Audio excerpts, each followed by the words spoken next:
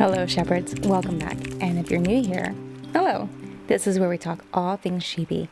My name's Megan, and today we're making something very special. Homemade mozzarella sticks, using our fresh sheep's milk mozzarella. These are crispy, golden, and perfectly gooey on the inside, with that incredible stretchy cheese pull that makes you feel like a kid again. They're simple, cozy, and really, they're so much more satisfying than anything you can buy in the store. In the last-ish video, I showed you how to transform your own homegrown milk into a quick mozzarella and then into some homemade pizza. I'll link the video above and below, but one of the fun characteristics of freshly made mozzarella that I really love, and with other cheeses to some extent as well, is that it can be shaped into fun forms. For this recipe, I used a square mold for ease, but if you want to shape your cheese with an animal-shaped cookie cutter, you can. Just remember, whatever form you place your cheese in as you cool, it'll pick up that form or shape. If you don't have a dairy cow, sheep, goat, or chicken, you can make this with store-bought cheese as well. Just try to stick with the lower moisture cheeses for the best final texture, but more on that later. First, we're gonna cut our mozzarella into thick sticks or slabs. This is a lower moisture mozzarella, and you can see a bit of the rind on the outside. I let the fridge dry it out for a couple days, but if you end up using a rather wet mozzarella, it can really leave the batter feeling a little soggy or too soft on the inside after you fry it. Also, if you want that really large burst of cheese with each bite, almost like a cheesy type of boba, aim for larger thicknesses or cuts about the size of your pinky. I like mine to be equal in the breading to cheese ratio, so I'm slicing a little bit thinner, but it's really all up to a personal preference. You could even cube it if you want. The main thing is that you want them to be substantial enough to hold their shape when frying, but not so big that the coating overcooks before the cheese melts inside. The batter step can get messy, so you may find it helpful to skewer them now. I'm just going to use my forks to dip and coat later on. So now here's for the most important step.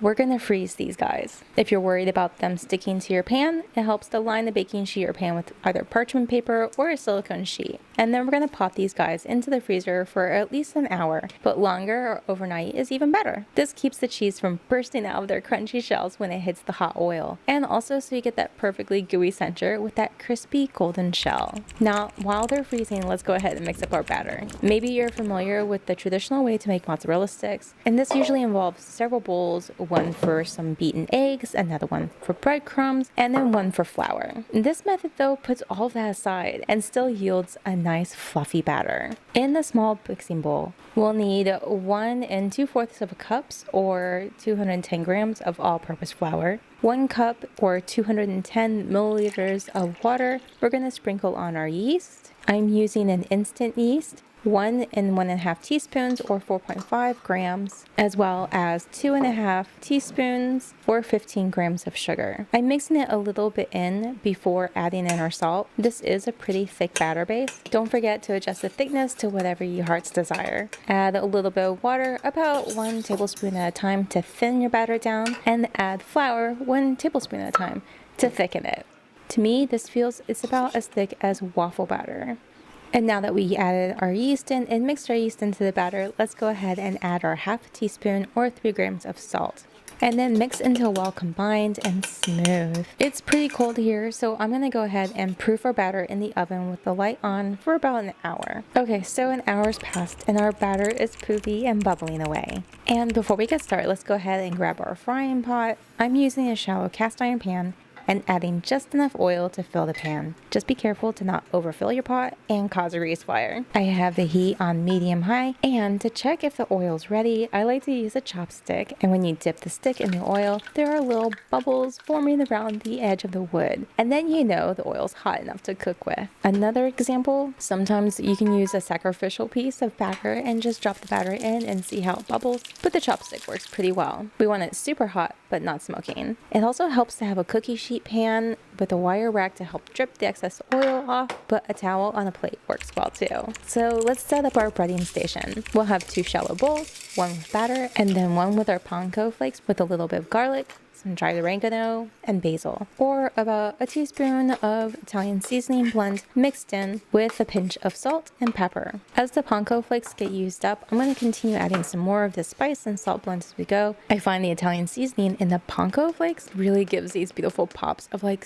savory flavor that pairs really well with the salty, creamy mozzarella, but also gives the most delicious, savory flavor that pairs really perfectly with marinara sauce. If you want to have some dip on the side for added fun, let's go ahead and grab our mozzarella chunks and get started breading. I'm going to grab each slab and then coat it in batter first. Since this cheese is frozen, the batter seems to almost cling to each part of the cheese, and then place our battered cheese onto our panko breadcrumbs. I'm using a spoon to mount the crumbs onto the cheese and sprinkling some more on top, as well as spices as needed. Make sure that every side's completely covered, and then lightly press our panko flakes into the batter as well. Once it's fully coated, we're going to gently dip our battered cheese into our hot oil. Just make sure to take care with your fingers. I'm working in batches. This is a large piece, so I'm just putting one cheese chunk in at a time. For the more stick styles, I like to put about 3 or more in at a time, depending on size.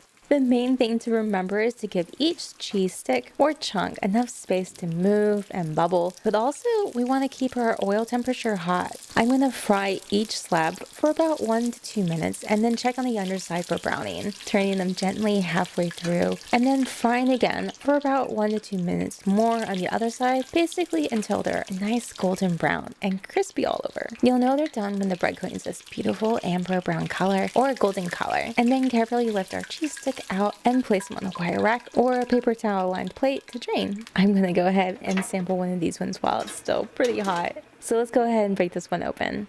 The coating, if you can hear it, is really crispy and it's golden, and with just a little bit of pressure, the thin shell of breadcrumbs yields to this soft, warm, and stretchy filling. It's rich and creamy. The savory notes of oregano and basil give way to the saltiness and sweet flavor of the mozzarella. The sheep's milk really gives it this almost buttery quality that's just incredible. It's gooey and melty, and it's everything a mozzarella stick should be. If you've ever felt the satisfaction of growing some herbs on your windowsill to only be able to gather and then use them fresh in your cooking when using milk harvested fresh from your backyard, that was just like grass earlier. It kind of evokes the same kind of fun. I'm going to go ahead and fry the rest of these cheese sticks and slabs up. So if you end up wanting to store these long term, up to 6 months or so, they freeze really well. It helps to line a baking sheet with some parchment paper and freeze them in single layer batches or with the parchment paper in between layers. This is to prevent the cheese from freezing to each other, and then once they're fully frozen, transfer them into a freezer safe bag, label the date and name, and then to reheat, it's best to use either an oven or a toaster oven to preserve that crispy outside, and it helps to preheat the oven to around 375 degrees Fahrenheit or so, or 190 degrees Celsius, and then place our mozzarella sticks on the baking sheet and then bake them for a few minutes, maybe 5 to 10 minutes, or until they're really heated through and the coating is crispy, slightly bubbly still. To serve these, I like to eat them plain or with a simple chunky marinara sauce. Usually we have some tomato-based sauce left over reserved in our fridge. It's a little herby and really tomatoey, and the tanginess of the sauce really cuts through the richness of the cheese. If you've made these, I'd love to see them. Tag me on Blue Sky or TikTok and let me know what you think. And don't forget to grab the recipe in the description below. Thank you so much for being here. Happy cooking, and if you've made it this far, an extra special thank you.